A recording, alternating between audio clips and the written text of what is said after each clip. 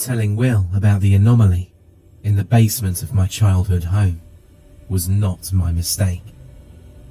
No, my mistake was letting him see it. The return to my hometown was already emotional for many reasons. That day, I went alone.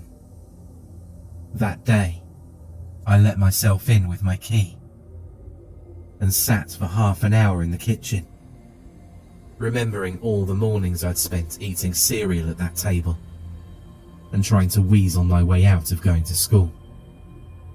I didn't have to go to school anymore, but somehow I wished I was back in those moments for just a little while. After that, I went out to the hauling truck and retrieved a stack of cardboard. Down in the basement, I made a guess as to how much stuff I had to pack up, and I began folding the cardboard into fresh boxes.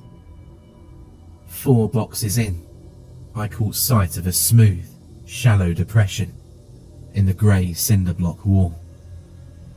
A rush of memories followed. When we were younger, my brother Will and I had played down in this basement at times, and one of our favourite imaginings was that we could make small toys disappear by sliding them into a specific inch-wide point in the air. I couldn't remember how we'd found it, and I hadn't thought about it in years. But now, I was staring at a 4-foot absence.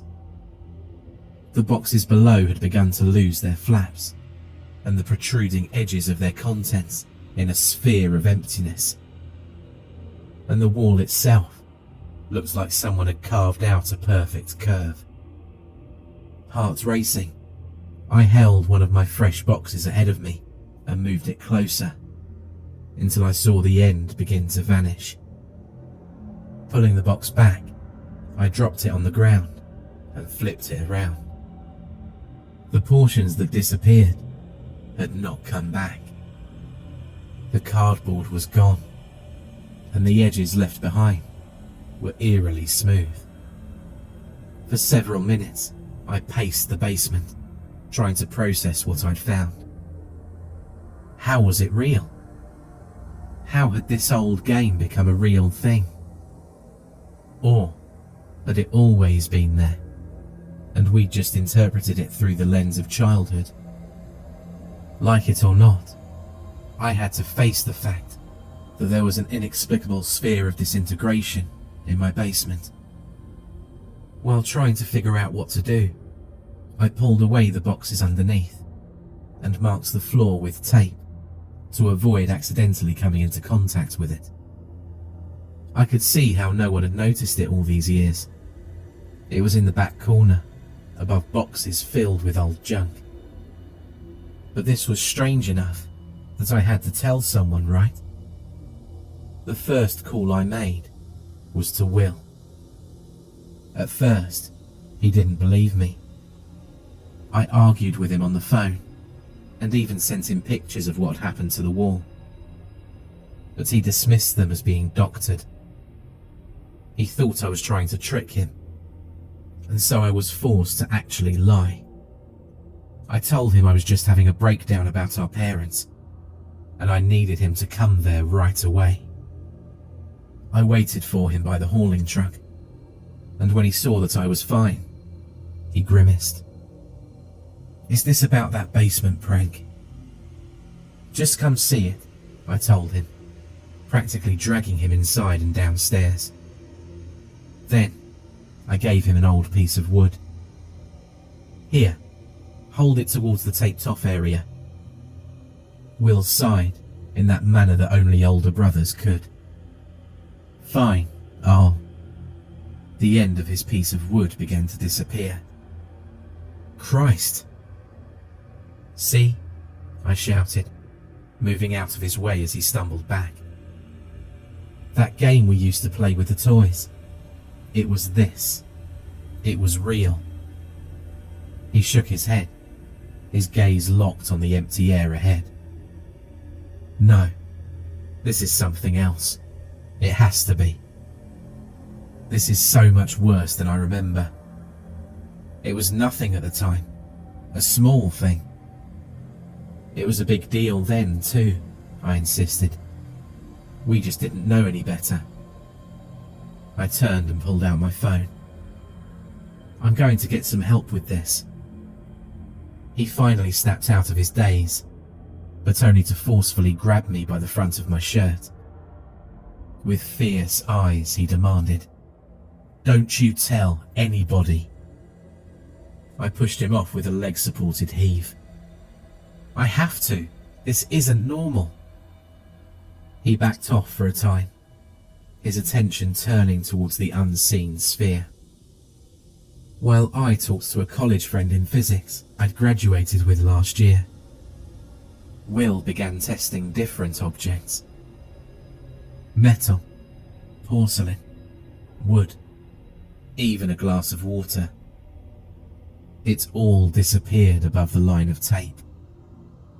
While Will was carefully disintegrating the end of a tall lamp, the stairs creaked, and we both turned to see our neighbours on the stairs. It was too late. Mr. and Mrs. Evans were already watching us in shock. "I thought I heard shouting," Mr. Evans said, confused by what he'd seen. Mrs. Evans came down the stairs, still stunned but concerned. She touched me on the shoulder and asked kindly, "Are you all right down here?" Her gaze turned with suspicion towards Will and the unseen sphere. "I'm fine," I told her.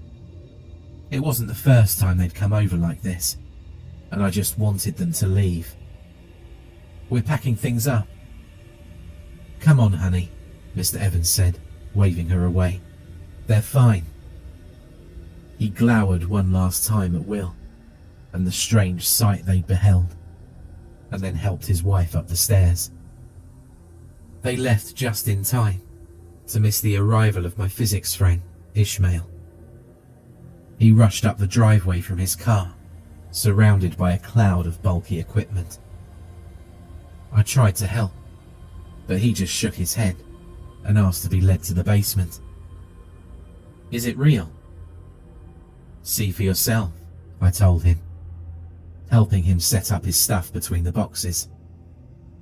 His gear included a camera on a tripod, several pieces of testing equipment, and some radiation detectors.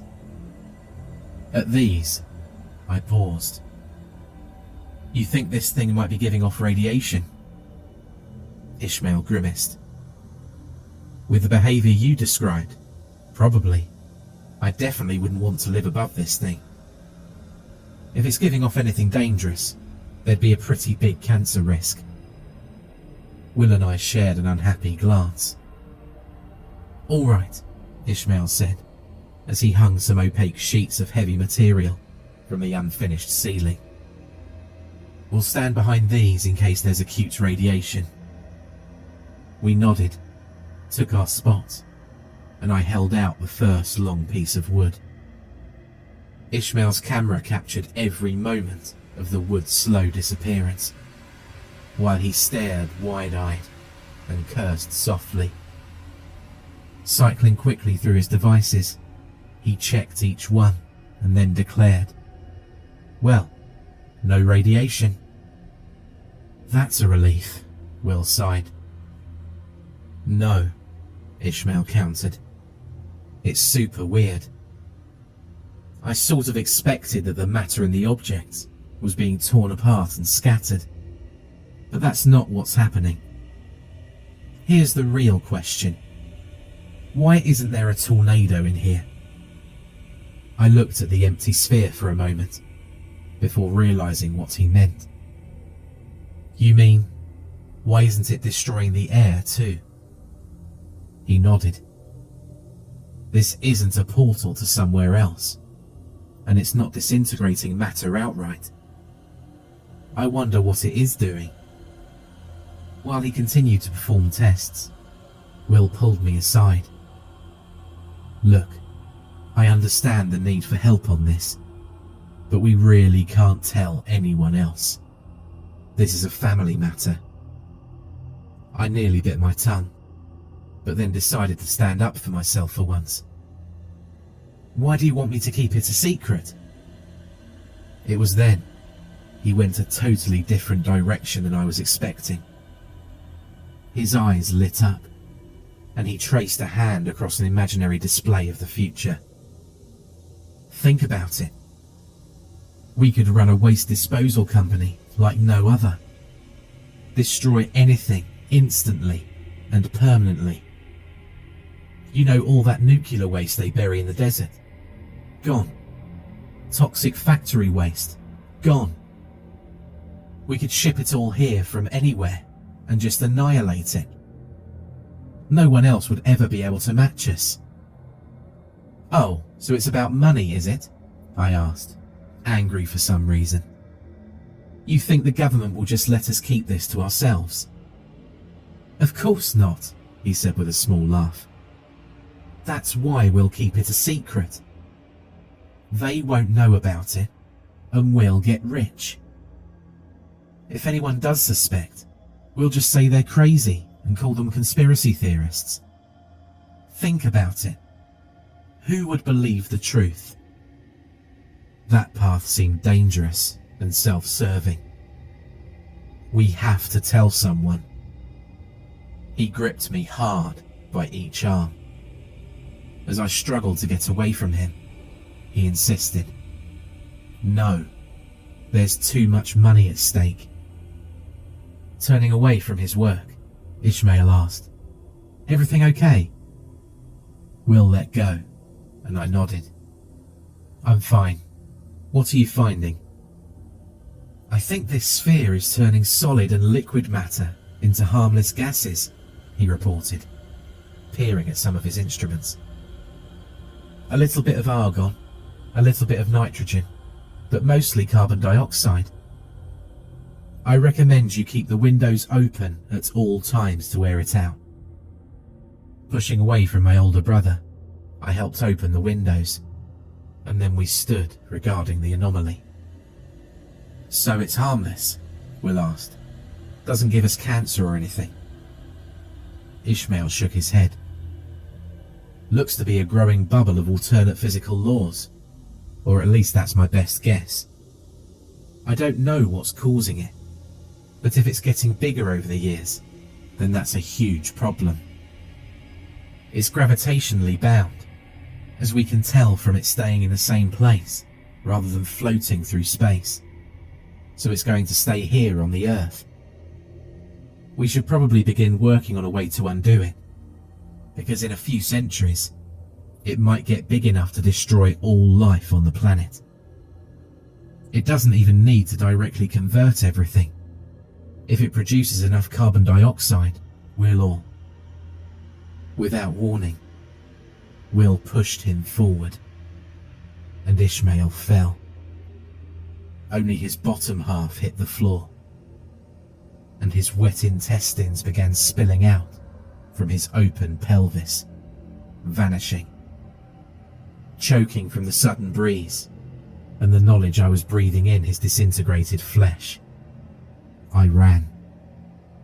Will caught me upstairs in the kitchen and covered my mouth to keep me from screaming. Stop, he hissed. Stop. It had to be done.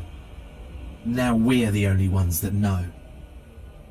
I had no choice but to let him think I was calming down. He slowly let go. Now, are we going to get rich, or are you going to be a problem? You know I'd never hurt you, but... I spit in his face. He backed down and wiped his cheek clean. I'm sorry, I really am.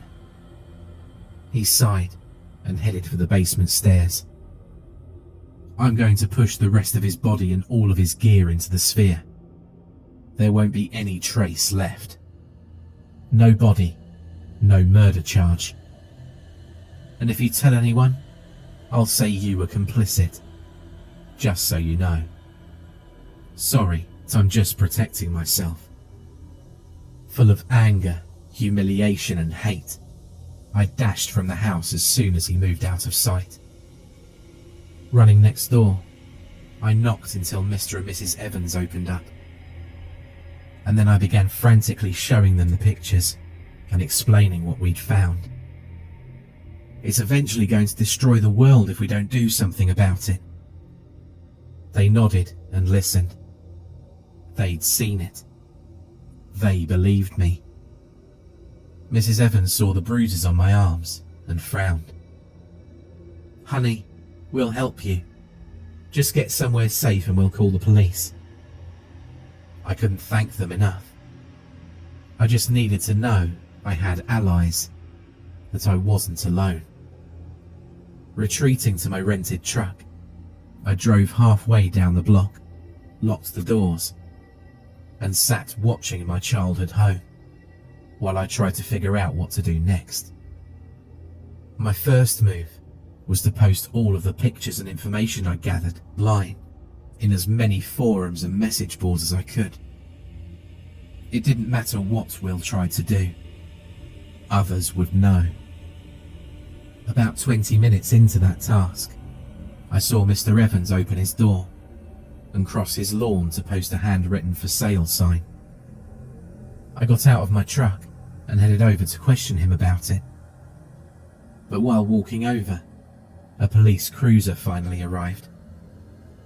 The cop got out and intercepted me, asking me immediately if I was all right, and I began to try to explain.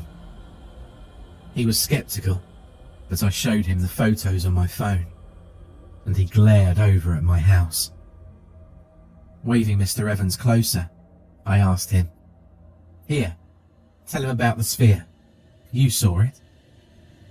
Mr. Evans gave me an apologetic look and then turned to the cop. "This isn't the first time we've heard yelling in that house. But as for this disintegration thingy, no, there's nothing down there. Me and the missus saw an empty basement with our own eyes when we went to check. Nothing down there." Horrified, I demanded, "What the hell?" Until I realised why he'd posted a "for sale" sign. They wanted to sell their house before the truth was exposed. The value would drop if people knew it was next to a strange disintegrating anomaly that would eventually expand and destroy it. Just like Will, Mr. Evans was more concerned about money than the truth. Over the course of the next 20 minutes, the cop got Will outside, but my older brother and Mr. Evans managed to make me look like a crazy person. At the end of the back and forth, the cop looked me over and said tiredly, "Look, I could have helped you if not for that crazy story, but I'm not going to touch this one with a 10-foot pole. Just get somewhere safe and call up family if you can. I'm not dealing with a he said, she said situation. You look uninjured. Just leave the premises." Frustrated beyond belief, I watched the cop get back in his cruiser and pull away. Beside me, Mr. Evans murmured an apology and headed back to his house. Will sneered at me and returned back to the house. At least I had the internet. Others would listen. I got back on my phone and began checking what I'd posted. To my horror, there were already a bevy of eerily similar response posts from various blogs, decrying the latest conspiracy and claiming that these disintegration spheres were fake news. Dozens of comments were pouring in on every site about how I was a liar, that all my images had been doctored, and that I was being funded by liberal billionaires to spread conspiracies. The reaction was so over the top and so consistent, I got the sense it wasn't natural. Were there other spheres like the one in my basement? Were other people trying to get the word out, but being silenced? How could anyone spread propaganda to cover up something that might destroy the world? Oh, money, obviously.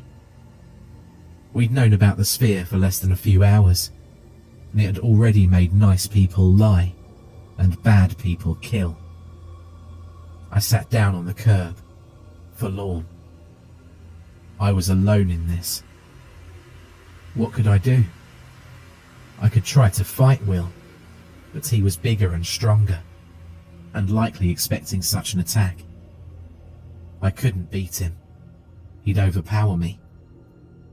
I could try to tell more people, but the way others had reacted so far told me that no one would really know what to do about it. To get past the barrier of propaganda and reach a wider audience, I'd need tons of money. I needed money to fight money. It was a self-defeating circle of logic. The only strategy that made sense was to wait until the problem got dramatically worse and could no longer be denied. I had to hope that it wouldn't be too late by then. Once the sphere was the size of a city block, or even a city itself. Once the sphere was so huge that no one could deny it as a threat. Would it still be possible to find a solution? I needed money. Heading back into the house and down to the basement, I watched Will applying some more tape. It got bigger after Ishmael fell in, he said, nursing a bleeding finger where he'd grazed the edge. So we'll have to keep measuring it after we use it. Makes sense, I told him. So, how do we start this business? He grinned, came up, and gripped me amicably by the back of the neck. I knew you'd come around. I just gave a hesitant smile and nodded. It was all I could do, for now.